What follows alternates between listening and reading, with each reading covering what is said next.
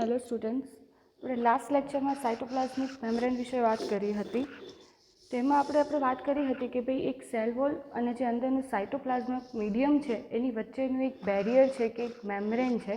તો આપણે જે સાઇટોપ્લાઝમ વાત કરતા હતા, તો એ સાઇટોપ્લાઝમ શું છે એના વિશે આપણે વાત કરીશું. તો ફર્સ્ટ તો એની હિસ્ટ્રી શું છે, સાઇટોપ્લાઝમ છે એ કોણે એ વર્ડ કોઈન કર્યો હતો. તો in 1863 a Swiss biologist named Rudolf von Kolliker coined the term cytoplasm, but it was regarded as a synonym of protoplasm. તો કે જે પ્રોટોપ્લાઝમ છે એના સિનોનિમ તરીકે જ એણે રિગાર્ડ કર્યું હતું. However, the term gradually changed the meaning to the current definition of the term cytoplasm. તો હવે તો મેઇન સાઇટોપ્લાઝમ છે શું, તો કે જે બધી જ ઓર્ગેનલ્સ છે કે બીજું કોઈ બી મટીરિયલ છે, ન્યુક્લિક મટીરિયલ્સ ને એ બધું ક્યાં પ્રેઝન્ટ હોય છે, તો કે સેલની અંદર એક જેલી જેવું એક સ્ટ્રક્ચર હોય છે, એની અંદર એ બધું જ મટીરિયલ પ્રેઝન્ટ હોય છે. એ જે જેલી ટાઈપ જે આખું લિક્વિડ જેવું મટીરિયલ છે એને શું કહેવાય, તો કે એ છે cytoplasm. The cytoplasm is all of the material within a cell enclosed by the cell membrane except the cell nucleus. તો કે ભાઈ એક જે સેલ ન્યુક્લિયસ છે એને એન્ક્લોઝ નથી કરતું, બાકી બધા જ મટીરિયલ્સ છે એને એન્ક્લોઝ કરે છે. The material inside the nucleus and contained within the nuclear membrane is termed as the nucleoplasm. તો એને એક સ્પેસિફાઈડ નવી ટર્મ આપી. The main component of cytoplasm are cytosol, which is a gel-like structure, and other organelles are the internal substructure which are present in the cytoplasm.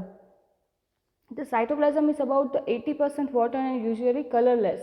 એ શું છે, તો કે એ water content જ છે એક ટાઈપનું. આપણે જે લિક્વિડ કહીએ છીએ જેલી લાઇક છે એનું સ્ટ્રક્ચર છે, તો એ શું છે, તો કે એ વોટર કન્ટેન્ટ છે. મોસ્ટ ઓફ 80% જેટલું પોર્શન છે એ વોટર ફોર્મમાં હોય છે અને એની અંદર બધા અધર ઓર્ગેનલ્સ છે એ પ્રેઝન્ટ હોય છે અને એનો કોઈ સ્પેસિફાઈડ કલર નથી હોતો. આ એક ફિગરમાં તમે જોઈ શકો છો કે ભાઈ સાઇટોપ્લાઝમ તરીકે આપણે કોને કીધું, તો કે જે યલો કલરનું તમે જોઈ શકો છો. આ ફિગરમાં આપણે કલર એને આપ્યો, અધરવાઇઝ કલરલેસ છે એનું પોતાનું એકચ્યુઅલ જે સ્ટ્રક્ચર છે. આ યલો પોર્શન જેટલો છે એ તમે સાઇટોપ્લાઝમ કહી શકો અને એની અંદર તમે જોઈ શકો છો કે બધા જ ઓર્ગેનલ્સ છે એ પ્રેઝન્ટ હોય છે. માઇટોકોન્ડ્રિયા છે, ગોલ્ગી કોમ્પ્લેક્સ છે, ER છે. ઓકે, હવે એનું સ્ટ્રક્ચર કેવું હોય છે, તો the cytoplasm is an essential component of this cell. It is a semi-liquid jelly-like material. Liquid છે પણ જેલી જેવું છે એટલે આપણે એને સેમી લિક્વિડ કહીએ છીએ. Which is joins the nucleus and the cell membrane.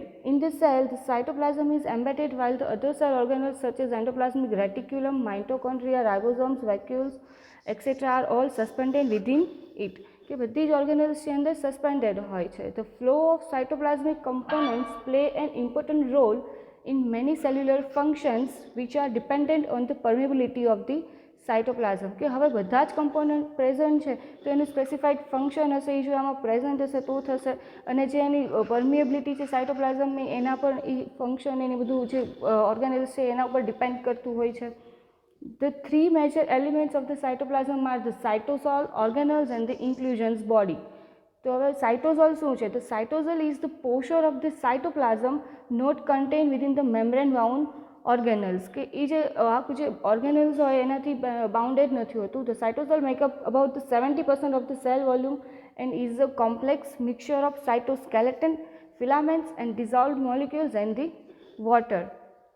The cytosol filaments include the protein filaments such as the actin filament and the microtubules that make up the cytoskeleton. કે આપણે જે cytoskeleton last લેક્ચરમાં જોયું તો એ શું છે, તો ભાઈ આવી રીતના સાઇટોસોલ ફિલામેન્ટ્સ છે જે પ્રોટીન ફિલામેન્ટ્સ એનાથી બનેલું હોય છે. As well as soluble protein and the small structures such as ribosomes, proteosomes and the other mysterious wallet complexes. The inner granular or more fluid portion of the cytoplasm is referred as the એન્ડોપ્લાઝમ. હવે આપણે ઓર્ગેનલ્સની વાત કરીએ કે ભાઈ બધી ઓર્ગેનલ્સ છે એમાં present હોય છે. તો કેવી કેવી ઓર્ગેન પ્રેઝન્ટ હોય છે, તો કે માઇટોકોન્ડ્રિયા છે, એન્ડોપ્લાઝમિક રેટિક્યુલમ છે, ગોલ્ગી કોમ્પ્લેક્સ, વેક્યુલ્સ, લાઇસોઝોમ્સ, રાઇબોઝોમ્સ, એ બધું જ તે હિસ્સામાં પ્રેઝન્ટ હોય છે. તો કે ભાઈ સાઇટોપ્લાઝમમાં પ્રેઝન્ટ હોય છે.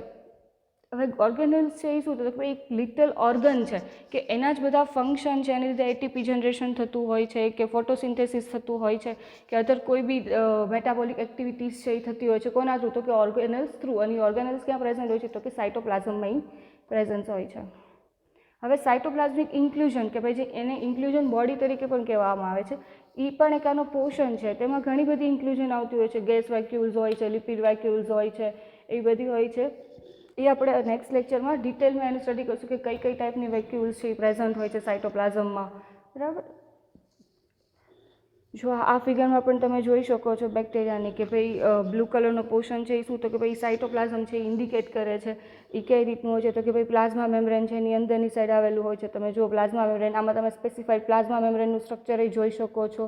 સેલ વોલ, કેપ્સ્યુલ બધા સ્પેસિફાઈડ જોઈ શકો છો. અને જે રાઇબોઝોમ્સ ને પ્લાઝમિડ્સ ને બધું છે એ ક્યાં પ્રેઝન્ટ છે તો કે એ સાઇટોપ્લાઝમમાં છે. પછી આપણે ફ્લેજેલા, પીલી જે બધી જ વાત કરી હતી એ પણ આમાં તમે સ્પેસિફાઈડ બધા structure, outer structure, external structure, inner structure બધા જ સ્પેસિફાઈડ જોઈ શકો છો. હવે સાઇટોપ્લાઝમની આપણે વાત કરીએ છીએ તો ભાઈ સાઇટોપ્લાઝમ પ્રેઝન્ટ શું કામ છે, એનું ફંક્શન શું છે, પર્ટિક્યુલરલી સેલ માટે શું કામ ઇમ્પોર્ટન્ટ છે, તો એના અમુક ફંક્શન છે. કહેવાય તો કે one of the major function of the cytoplasm is to enable cells to maintain the turgidity which enables the cell to hold their shape. કે ભાઈ આપણે જેમ સેલ વોલ, સેલ મેમ્બ્રેનમાં પણ કહેતા હતા કે એ એક અંશે રિસ્પોન્સિબલ છે સેલના શેપ માટે, પણ સેમ એઝ જે અંદરનું સાઇટોપ્લાઝમ છે કે સેમી લિક્વિડ ફોર્મમાં છે એનું પણ સ્પેસિફાઈડ સ્ટ્રક્ચર મેન્ટેન કરવાની એની એબિલિટી હોવી જોઈએ, એ મેન્ટેન કરશે. The jelly-like fluid of the cytoplasm is composed of salt, water and is present within the membrane of the cell and embedded all of the part of the cells and organelles. The cytoplasm is a home to many activities of the cell as it contains molecules, enzymes that are crucial in the breakdown of the waste. કે આપણે વાત કરીએ એમ કે એમાં બધા enzyme છે, organelles છે, બધું હોય છે, તો એ સ્પેસિફાઈડ ફંક્શન હોય કે ભાઈ મેટાબોલિક કોઈ એક્ટિવિટીઝ હોય એ બધા માટે એ જે ઇમ્પોર્ટન્ટ છે એ એક અલગ જ રોલ પ્લે કરે છે. The cytoplasm also assists in metabolic activities. Cytoplasm provides the shape to the cell. It fills up the cell, thus enabling the organelles to remain to their position. એને એક specified એવી રીતના maintain કરે છે કે ભાઈ ઓર્ગેનલ્સ છે એની જ્યાં જરૂર છે ત્યાં જ પ્રેઝન્ટ હોય, એન્ઝાઇમ છે એ પર્ટિક્યુલર જ્યારે કોઈ બી રિએક્શન થતી હોય તો ત્યાં એ પ્રેઝન્ટ રહે છે.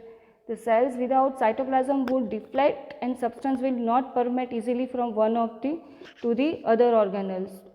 કે હવે એમાં શું કહેવા માંગે તો ભાઈ તમારે કોઈ બી બહારથી આપણે કોઈ બી વસ્તુ આયન્સ નહીં ટ્રાન્સપોર્ટ કરવું છે કે એ શું છે એની એક્ટિવિટીઝ છે, તો એમાં પણ સાઇટોપ્લાઝમનું કોન્ટ્રીબ્યુશન છે એ પણ સેમી પરમિએબલ હોય છે કે જે અમુક સિલેક્ટેડ વસ્તુઓને તે ટ્રાન્સપોર્ટ કરે છે, અમુક વસ્તુઓને અલાઉ નથી કરતું અને અંદર અલાઉ કરે છે તો એનું પરફેક્ટ કઈ જગ્યાએ એનું ફંક્શન છે કે કોઈ આપણે આયન્સ લીધા તો એને આ જ એન્ઝાઇમ જોડે રિએક્ટ કરીને કોઈ સ્પેસિફિક એક્ટિવિટી બતાવવાની છે, તો એમાં એ ટ્રાન્સપોર્ટ મિકેનિઝમમાં પણ એ હેલ્પફુલ થતું હોય છે.